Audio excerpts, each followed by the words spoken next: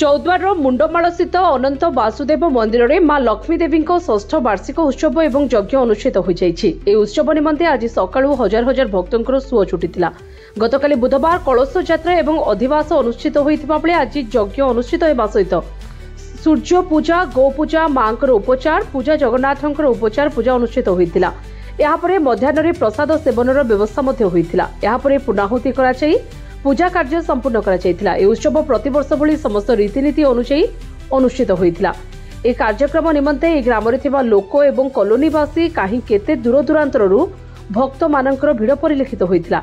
एही मंदिर आज भक्तिमय परिवेश सृष्टि होता। पाखापाखि 2000 भक्तों प्रसाद सेवन व्यवस्था करा।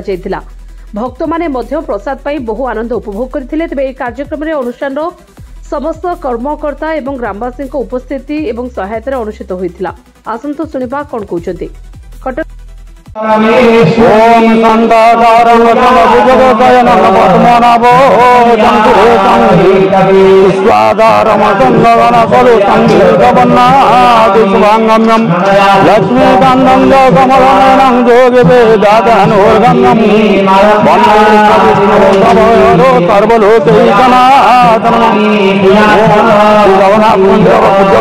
रश्मिकान्त सरंगी आमर माँ षष्ठ वर्ष जन्मवार्षिक उत्सव पालन कराऊँगी।